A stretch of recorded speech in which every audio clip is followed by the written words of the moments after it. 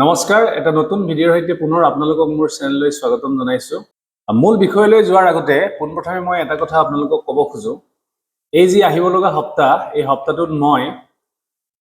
যিকোনো টপিকৰ ওপৰত যিখিনি ডাটা আমাক প্ৰয়োজন হয়, যিকোনো টপিক ধৰক ওমেন এম্পাৱাৰমেণ্ট হওক বা ইনফ্ৰাষ্ট্ৰাকচাৰ ডেভেলপমেণ্টৰ ক্ষেত্ৰত হওক বা সাষ্টেইনেবল ডেভেলপমেণ্ট গ'লৰ ক্ষেত্ৰত হওক, এনেকুৱা ধৰণৰ যিকোনো টপিকৰ ক্ষেত্ৰত মই আপোনালোকক যিখিনি তথ্য বা দৰকাৰী পইণ্টছ প্ৰয়োজন হয় বিভিন্ন সোৰ্সৰ পৰা মই আপোনালোকক আগবঢ়াবৰ কাৰণে চেষ্টা কৰিম আৰু আপোনালোকে সেই পইণ্টছখিনি বিভিন্ন এনসাৰ লিখোতে আপোনালোকে এপ্লাই কৰিবলৈ চেষ্টা কৰিব। পলম নকৰি মূল বিষয়লৈ আহোঁ। আজিৰ এই ভিডিঅ'টো মই এনসাৰ এনালাইচিছৰ ওপৰত আগবঢ়াব খুজিছোঁ। এগৰাকী ছাত্ৰীয়ে মোলৈ ইমেইল যোগে মই দিয়া এটা প্ৰশ্নৰ উত্তৰ পঠাইছিল। গতিকে মোৰ কাৰণে এইটো বেছি সুবিধাজনক হ'ব যে সেই ছাত্ৰীগৰাকীৰ প্ৰশ্নৰ উত্তৰটো কেনেকুৱা ধৰণৰ হৈছিল আৰু তাত কি ধৰণৰ হাল সলনি কৰিব পাৰি এই বিষয়ে মই আজি ভিডিঅ'টোৰ জৰিয়তে আপোনালোকক অৱগত কৰিম। এটা কথা ঠিক যে ছাত্ৰীগৰাকীয়ে যি ধৰণে লিখিছে সেইটো খুব ভাল হৈছে, তেওঁৰ এপ্ৰ'চটো ভাল হৈছে, কাৰণ মই কৈছোঁৱে যে লিখাৰ যি অভ্যাস সেই অভ্যাসটো এদিনত গঢ়ি নুঠে। আমি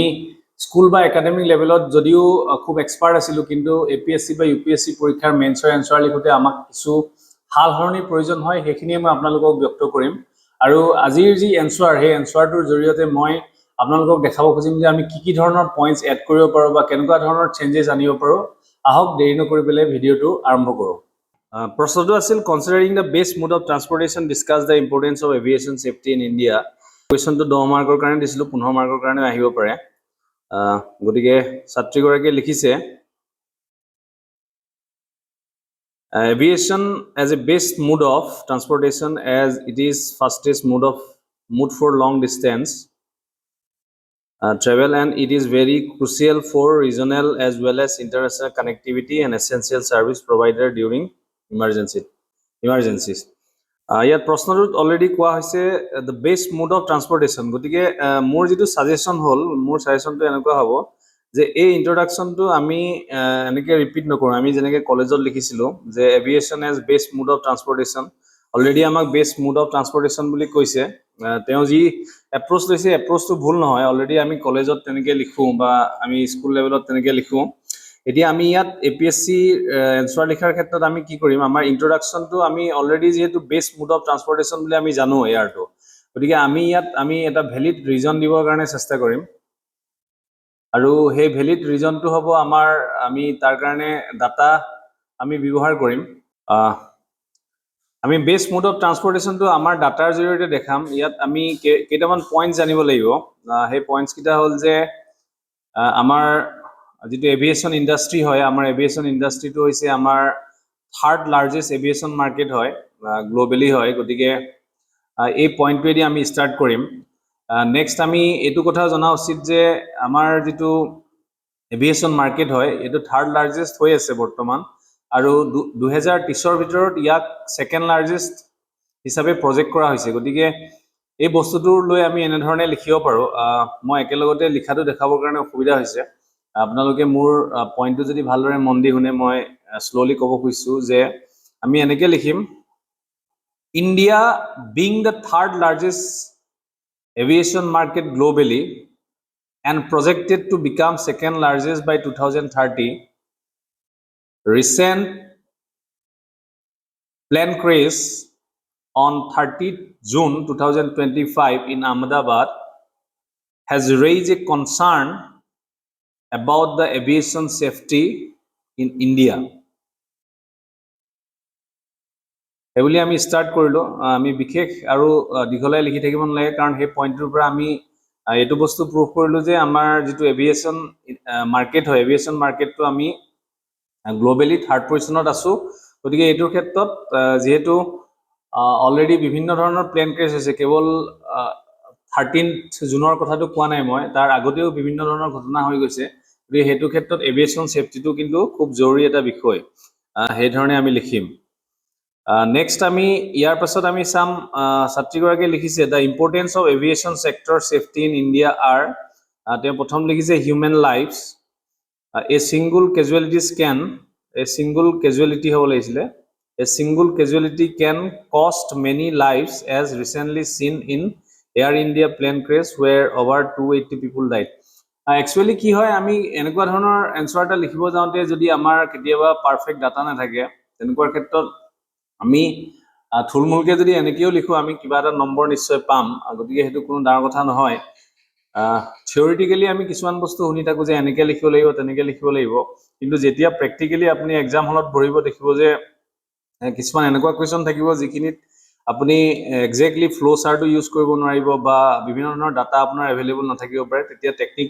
কৰি পেলাই এই ধৰণে আমি যদি লিখো তেন্তে আমি কিবা এটা নহয় কিবা এটা মাৰ্ক পাম কাৰণ একেবাৰে এটেম্প নকৰাতকৈ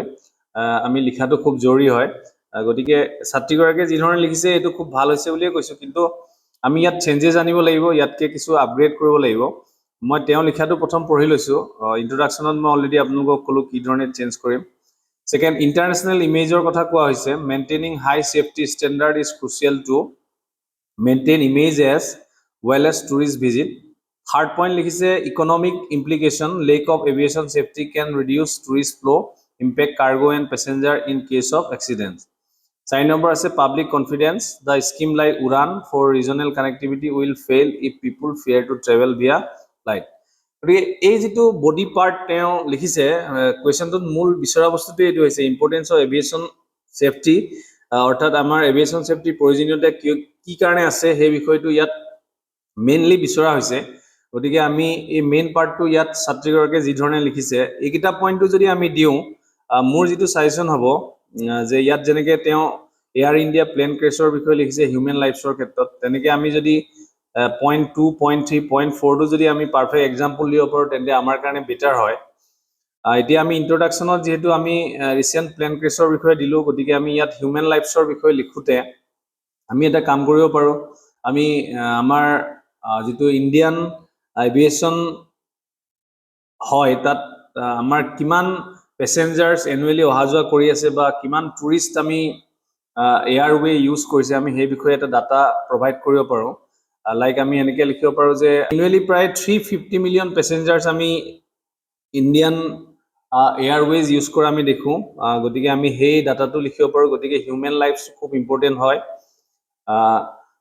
সেই ক্ষেত্ৰত আমি এই যি প্লেন ক্ৰেছ হৈ গৈছে প্লেন ক্ৰেছৰ एग्जांपलটো দিব পাৰো লগতে আমি আৰু দুই তিনটা एग्जांपल দিব পাৰো কাৰণ তেনেকুৱা ধৰণৰ ইনসিডেন্টস আগতে হৈ গৈছে এটা ইন্টাৰনেশ্যনেল ইমেজৰ ক্ষেত্ৰত কোৱা হৈছে যে হাই সেফটি ষ্টেণ্ডাৰ্ডটো খুব ক্ৰুচিয়েল হয় গতিকে ইন্টাৰনেশ্যনেল ইমেজৰ ক্ষেত্ৰত আমি এটো কাৰণে এটা एग्जांपल দিব পাৰো যে ইন্টাৰনেশ্যনেল ইমেজটো যদি ঠিক থাকে তেতিয়াহে আমাৰ দেখলে দেশ বিদেশৰ বিভিন্ন ধৰণৰ মানুহ আহিব বা টুৰিজম সেক্টৰৰ ক্ষেত্ৰতো হেল্পফুল হ'ব গতিকে আমি ইয়াত লিখাৰ যেটো লিখিছে যে image as well tourist visitor কথা লিখিছে তাত আমি एग्जांपल দিব পাৰো যে আমাৰ ভাৰতবৰ্ষত ডমেষ্টিক আৰু ইন্টাৰনেশ্যনেলি আমি কিমান টুৰিষ্ট ভিজিট কৰি আছে এনুৱেলি হক বা মন্থলি কিমান আমি ভিজিটৰ্স দেখা পাওঁ গতিকে ইন্টাৰনেশ্যনেল ইমেজটো খুব জৰুৰী হয় ইয়াত ডমেষ্টিকৰ কথা কৈছো কিন্তু ইন্টাৰনেশ্যনেল ইমেজৰ কথা ইয়াত কোৱা হৈছে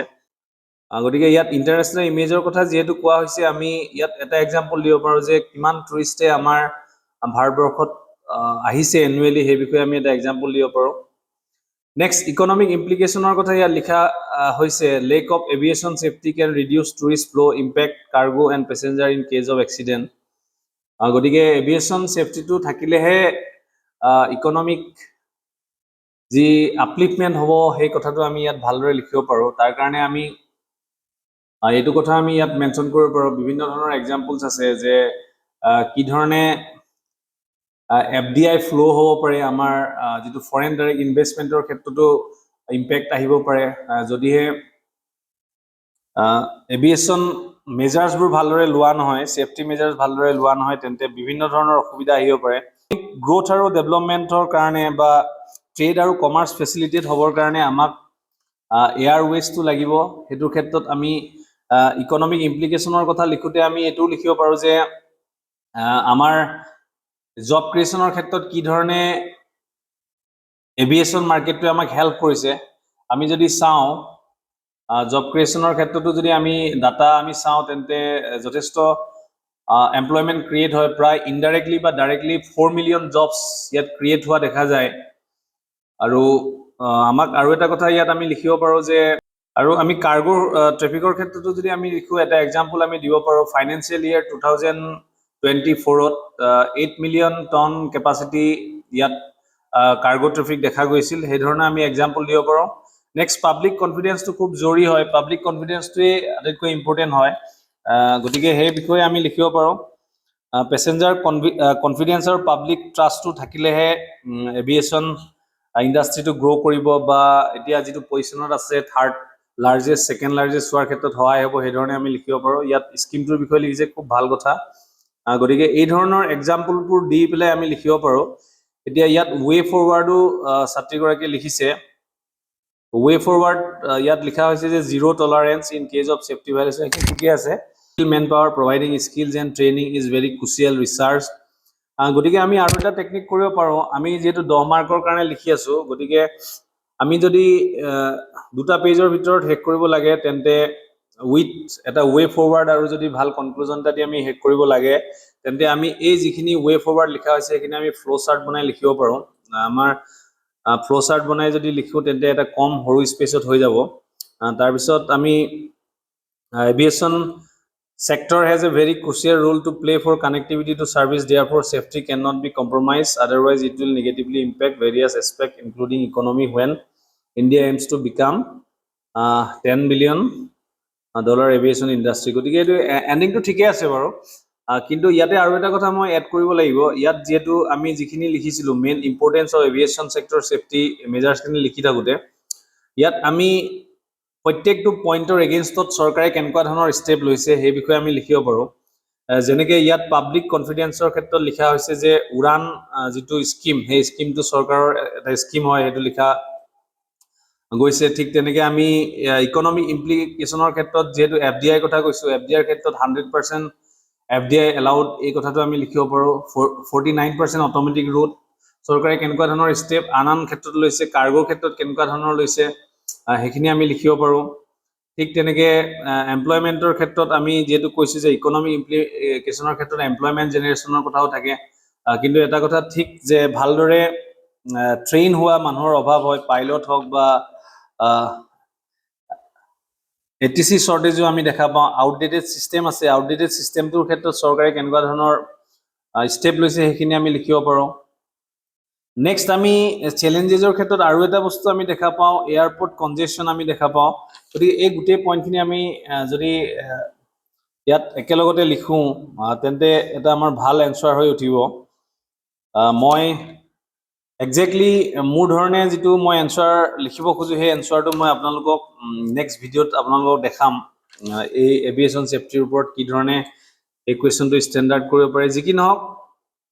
খুব ভালদৰে লিখিছে বুলি ভাবিছোঁ তেওঁ আৰু এটা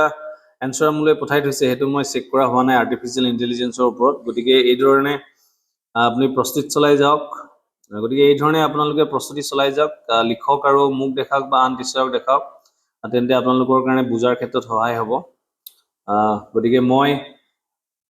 আজিৰ এই ভিডিঅ'টোৰ শেষৰ ফালে কেইটামান চেলিয়েণ্ট পইণ্টটো আপোনালোকক এড কৰি দিম যাতে আপোনালোকে ঘৰতে প্ৰেক্টিছ কৰিব পাৰে সেই পইণ্টখিনি ইউজ কৰি ঠিক আছে মই যিখিনি কথা ক'ব খুজিলোঁ আপোনালোকে নিশ্চয় বুজি পাইছে ইয়াত ইন্ট্ৰডাকশ্যনৰ কথাটো মই ক'লোঁ অলৰেডি ইন্ট্ৰডাকশ্যনটো আমি কলেজ লেভেলত ৰিপিট কৰাৰ নিচিনাকৈ আমি নিলিখোঁ আমি তাৰ ঠাইত যদি বেষ্ট মুড অফ ট্ৰান্সপৰ্টেশ্যন কৈছে আমি তাত এক্সাম্পল দিম ইয়াত যেনেকৈ মই দিলোঁ যে থাৰ্ড লাৰ্জেষ্ট এভিয়েশ্যন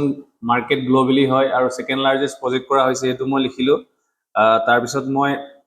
এইটো লিখিব পাৰোঁ যে কিমান পেচেঞ্জাৰ এনুৱেলি ট্ৰেভেল কৰে সেইটো কিন্তু মই লিখা নাই কাৰণ মই পিছৰ পইণ্টত মই তাক এক্সাম্পল হিচাপে ব্যৱহাৰ কৰিছোঁ ঠিক এনেধৰণে লিখি গ'লে আমাৰ এটা ভাল এনচাৰ হৈ উঠিব আজি মই এভিয়েশ্যন ছেফটিৰ ওপৰত কেইটামান পইণ্ট দিম ইয়াতকৈ বেছি পইণ্ট মই নিশ্চয় আপোনালোকক আগবঢ়াম আৰু যিহেতু আজি মই খুব কম সময় পালোঁ গতিকে নেক্সট ভিডিঅ'টোত মই আৰম্ভ কৰিম এই কুৱেশ্যনটোৰ এনচাৰৰ সৈতে আপোনালোকক মই কেনেধৰণে লিখিলোঁ সেইধৰণে আগবঢ়াম আৰু এই আহিব লগা সপ্তাহটোত মই বিভিন্ন টপিকৰ ওপৰত আপোনালোকক পইণ্টছ ডাটা আৰু বিভিন্ন ধৰণৰ আলোচনা আগবঢ়াম গতিকে মোৰ লগত আপোনালোকে প্ৰস্তুতি চলাই যাওক আৰু আপোনালোকৰ কমেণ্টে মোক বিশেষকৈ অনুপ্ৰেৰণা যোগায় আহক এতিয়া আমি ইম্পৰ্টেণ্ট পইণ্টছখিনি চাওঁ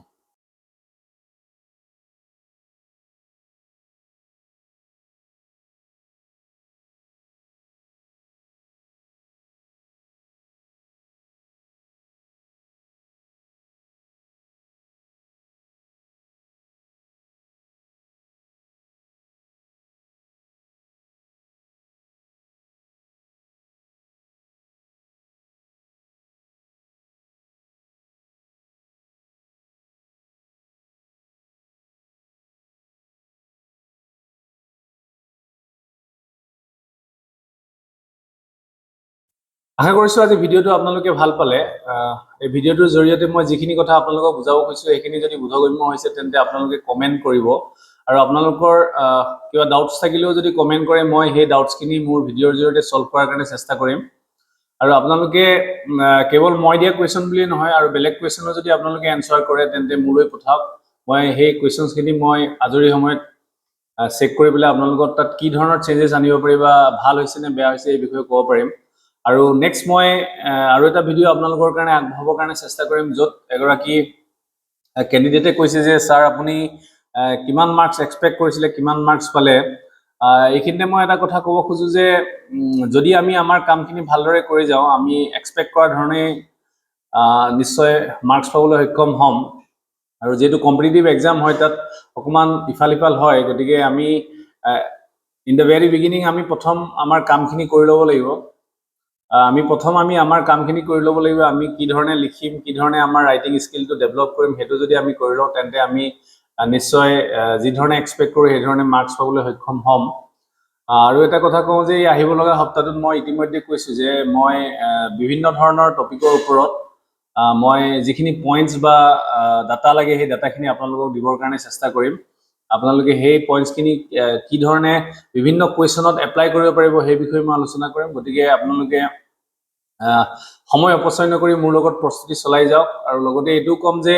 এই সপ্তাহৰ ভিতৰত নিশ্চয় আপোনালোকৰ প্ৰিলিমছৰ ৰিজাল্টো আহিব পাৰে বা এই সপ্তাহত নহ'লেও এটলিষ্ট জুলাই প্ৰথম সপ্তাহত আহিব যিসকলে প্ৰস্তুতি ইতিমধ্যে আৰম্ভ কৰিছে প্ৰস্তুতি চলাই যাওক প্ৰিলিমছৰ ৰিজাল্ট ভাল হ'লে নিশ্চয় আপুনি মেইনছত বহিব পাৰিব আৰু মই কওঁ যে প্ৰিলিমছৰ ৰিজাল্ট যদিও বেয়া হয় তেন্তে কোনো কথা নাই কাৰণ সকলোৱে এটা কথা মনত ৰখা জৰুৰী হয় যে আমি এই মেইনছৰ প্ৰস্তুতি যেতিয়া আমি অব্যাহত ৰাখিম তেন্তে আপুনি দেখিব যে অহা বছৰলৈ যি প্ৰিলিমিনাৰী পৰীক্ষা হ'ব প্ৰিলিমিনাৰী পৰীক্ষা আপোনাৰ হাতৰ মুঠিত থাকিব আৰু প্ৰিলিমিনাৰী পৰীক্ষা দি আপুনি মেইনছৰ কাৰণে আকৌ নতুনকৈ প্ৰস্তুতি চলাব লগা নহয় কেৱল মাত্ৰ ৰিভিজন আৰু ৰাইটিং প্ৰেক্টিছৰ জৰিয়তে আপুনি মেইনছত সফলতা অৰ্জন কৰিব পাৰিব গতিকে আহক আমি সময় অপচয় নকৰি আমাৰ প্ৰস্তুতি অব্যাহত ৰাখোঁ আজিলৈ ভিডিঅ'টো ইমানতে ৰাখিছোঁ ধন্যবাদ